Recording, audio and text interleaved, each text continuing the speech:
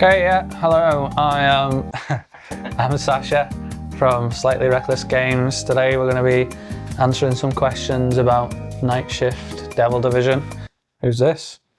That's Guts. He's a good boy, aren't you, mate? Hey? He's a good boy. First question says, I have a question. Can I be more excited about this game? Yes. And then, you know, you'll eventually stop and move on to something else, but your excitement will peak towards the end. How much can you mix the 5 classes if you can do that? The way we've built the classes, and I'll probably cover this more in detail later on, because there's a few questions about this. We've categorized classes by the way they use Kegare and how they use it to kind of fuel their abilities. Quick question. Yes? Kegare. Kegare is the name for kind of the spiritual residue coming from kind of like negative emotions, grief, sadness, that kind of thing, where you have kind of high concentrations of Kegare. Could be like train stations or, you know, izakayas, pachinko parlors, that kind of thing. That's where you'll get kind of more devil activity and the potential for gates to the UT zone as well. There's been some confusion. People think that there's only 5 classes. There isn't. There's 5 categories. You know, in D&D you have spellcasters, you have martial classes. It's a broad range that fit within a nice kind of category. Within those categories, there's a wide variety of classes, like subclasses if you would, that allow for a lot of player expression.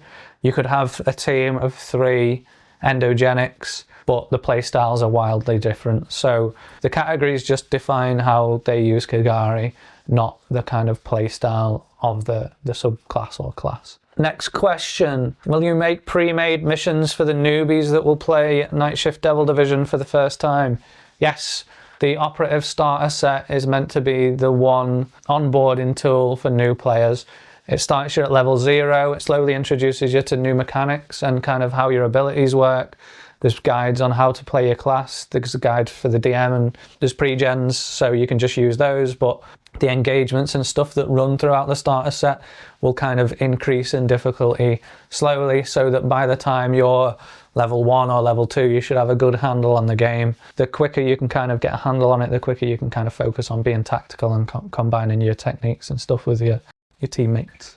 Would you give your thumbs up for homebrew of Night Shift Devil Division? We'll leave that in. Would you give your thumbs up for homebrew of Night Shift Devil Division? Thumbs up, yes, of course. As with all our previous titles, we'll have a third-party license, a generous one. Our Discord, you can come in and ask us questions on design or build and stuff. Dom will help out with any kind of graphics and layout if you want to go down that route. But yes, we believe in community-led design and community kind of engagement for our games. We want people to make as much stuff as possible. Maybe we'll have a game jam in the future. But yes, we would help and encourage all homebrew if that's something that you want to do. While the game is happening in Tokyo, what is going on worldwide, lore-wise? This will be covered in the book. There won't be too much information on kind of what's going on outside of Japan and Tokyo.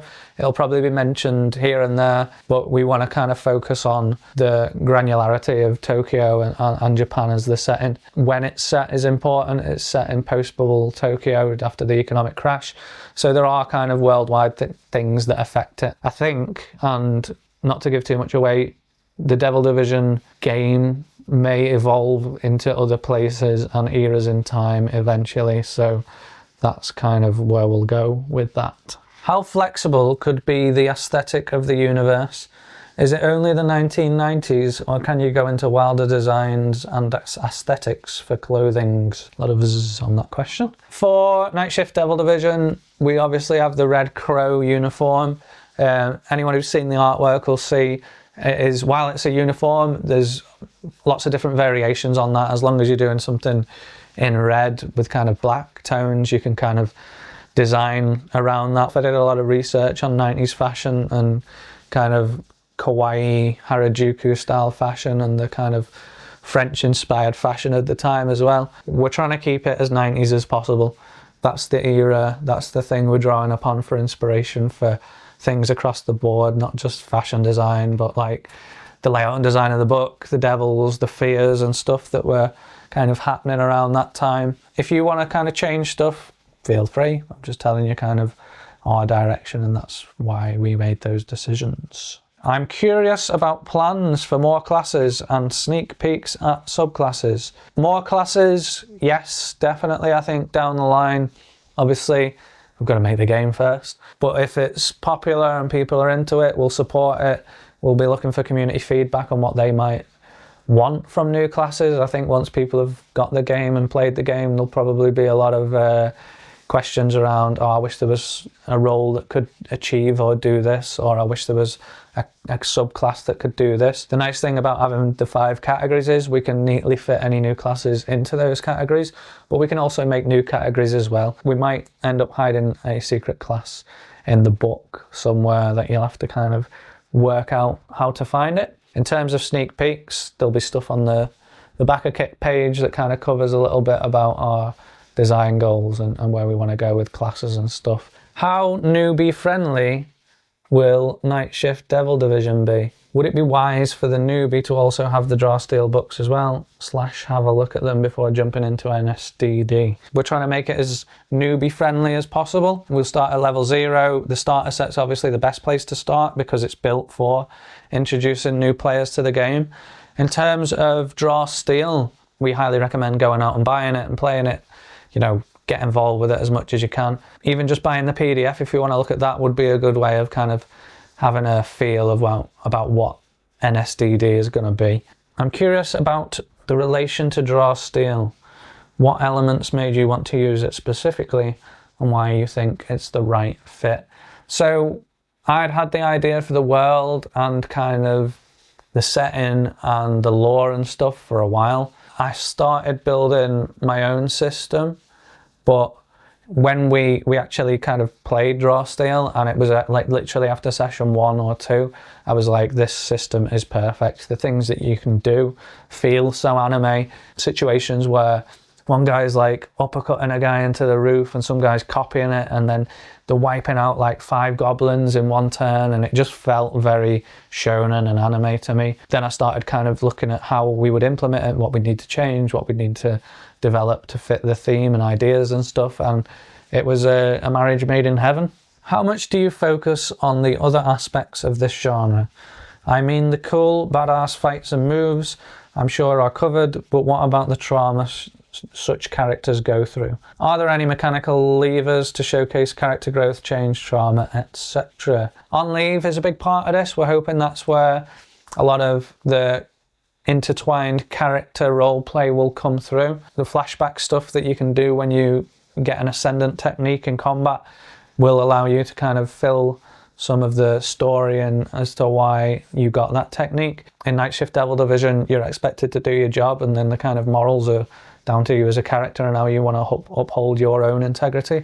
The history of the Devil Division is built on a feud between 2 opposing schools, and there'll be times where you're playing a character who's part of one school and another player character is part of the other school, and it's expected that there will be some tension between you. Like, my favourite part about playing RPGs is character development. I like having a character that goes through long changes and stuff, and, you know, suffering builds character, as they say. So you should suffer and you will build character, I hope. In the game, yeah. How important is specific gear in Night Shift Devil Division? Is there some important difference between a gun and a crossbow, or are they both going to be ranged weapons? Running them. Gear will be very important. We have 2 tracks in the game, one called clearance and one called signature. Clearance is your level of standing with the division. The higher your clearance goes, you know, you do a good job, you're detaining devils, you're not asking questions, you're dealing with the public well, you'll get higher clearance, you'll get access to better devils in the vault, better vault abilities. On the flip side of that, you have signature, which is how well known are you to the devil community. Higher signature might put a target on your back, but it also means you get access to Under Tokyo, Black Market, cursed weapons, cursed items. Kind of similar to level treasures in Draw Steel. It's not just going to be here's a sword that's like +3 to hit or whatever. It's going to be things that do interesting things. Covering the question on, are they just range weapons? That'll be covered in kits. We'll have a variety of different items and gear and stuff that will help you hunt and detain devils, hopefully, yeah. What is the expected learning curve to get into this game? It is a tactical game, and one of the things I realized recently was there's always a GM's guide. There's never really, or in my experience at least, been as comprehensive a player's guide. It's my goal to have an outline of how you play your role. Now, just because it's suggested that this kind of subclass is good, like well fitted for that role, doesn't mean you have to play that role. There might be someone who fits that role already. I play a lot of kind of like games online competitively and stuff, so I understand the roles of like a healer, a tank, or a DPS or whatever. But some players won't have that experience, and games like this sing when everyone's working tactically. If you have a GM that's working tactically and the players are a bit all over the place, it can make a bit imbalanced, and it makes it difficult for the DM. If the players are all on the same page about, okay, this is my role, you do that, you know, you're good at that. How do we combine our abilities and techniques? How do we get the most out of each other's stuff in the most efficient way? The kind of joy that you'll get out of it once you understand how all the things work is immense. There's nothing better than kind of having a round where everything goes smoothly and you just rinse off loads of enemies and devils and stuff. So the learning curve will be steep, but will help you and hold your hand as much as possible on that journey. Will the game be able to support more than just hunting demons in a single night?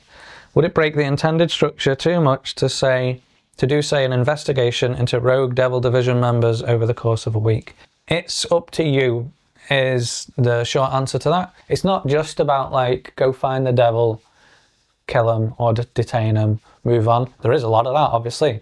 There'll be internal politics, there'll be non-devil enemies, there'll be times where you need to go into the UT zone, not for an engagement. You'll need to go to either like speak to a contact or do some surveillance, or you can kind of go and do some research and stuff like that. There's investigation stuff. There will be scenarios where an engagement happens in a night and you'll go straight to another engagement, and maybe you'll do 3 or 4 engagements in one night. We're hoping that people will do all kinds of things, and the book will support not just combat as a big focus, but there'll be times where you'll spend a session just role playing for sure, as you know, that's how we play games anyway.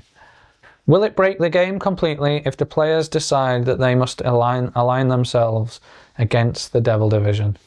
If you decide to go against the Devil Division, you will be making an enemy. I'm sure there'll be situations and times where moral decisions come into it, and you're like, you might want to stay in the division but work like undercover. The division isn't like some goody two-shoes organization that's out to protect, you know, Tokyo from devils.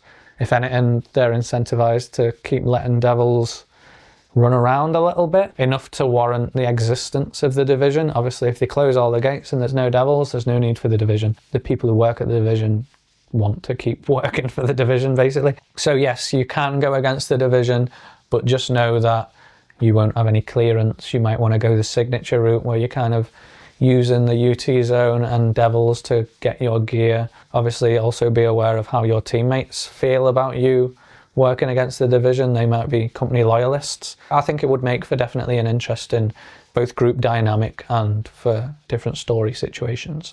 Most important question for me: can I build a slime or blob type character? Winky face. You asked, and then I was like, how would that work? And before I had a chance, Dom replied and said, yeah, you probably play a hybrid. And I was like, that's not a bad shout, actually. So yes, the way we're trying to look at hybrids is we'll have suggested kind of directions. There's, just because we've got guys with like TV heads and octopus heads doesn't mean you have to play a guy with an octopus for a head. You know, we've got kind of object-based heads. So a blob or ooze type character is not out of the realms of possibility. I certainly think you can reflavor it if you wanted. That sounds like something I would play, to be fair. Will the book go over any contextual history for 90s Japan? Yeah, obviously the setting The location and the era are all big parts of the game. The 90s was post-economic crash in Japan. Obviously, that's why it made sense for it to be set that time. It's not going to be like a comprehensive history book, but it'll be culturally and factually sensitive to the era. We'll cover day-to-day life, you know, transport, everything you would expect from a source book for any kind of game that's set not in a real place. Okie dokie.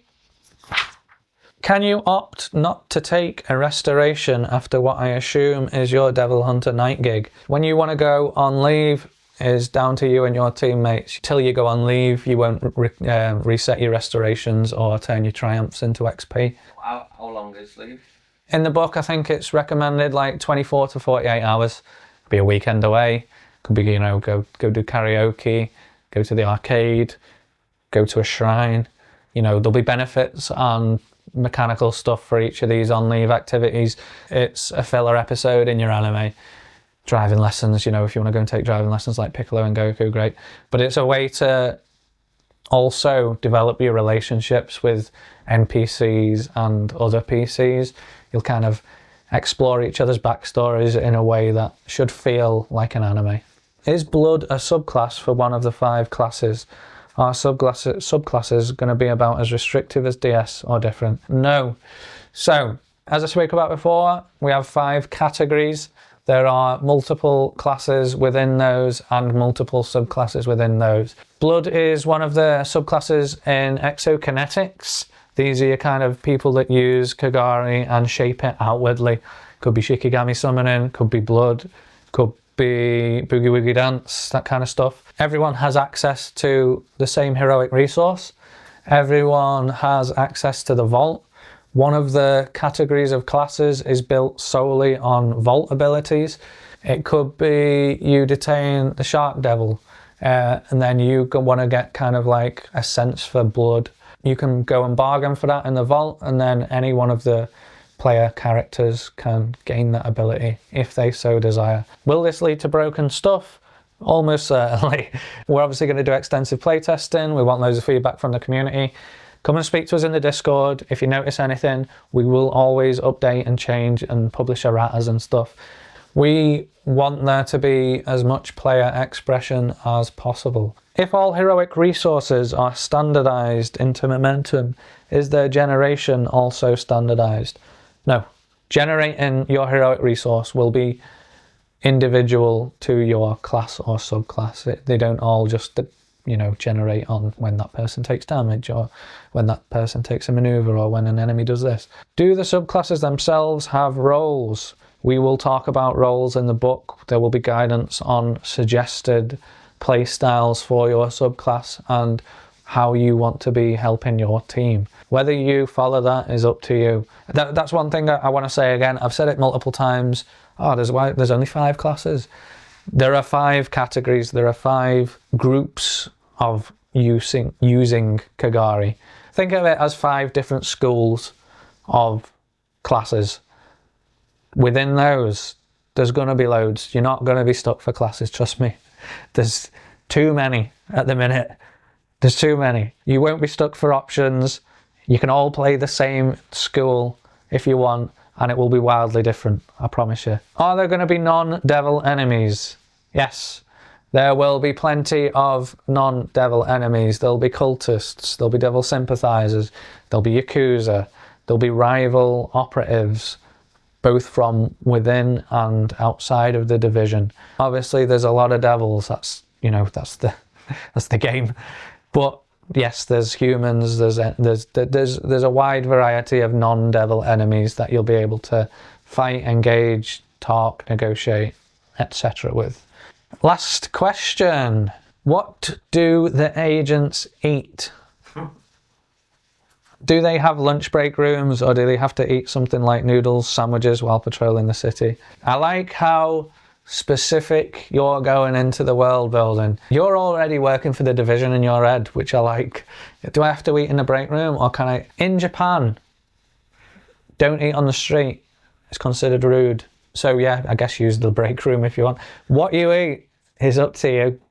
Anyone who's been to Japan will tell you it's got all food and all the foods are made amazing.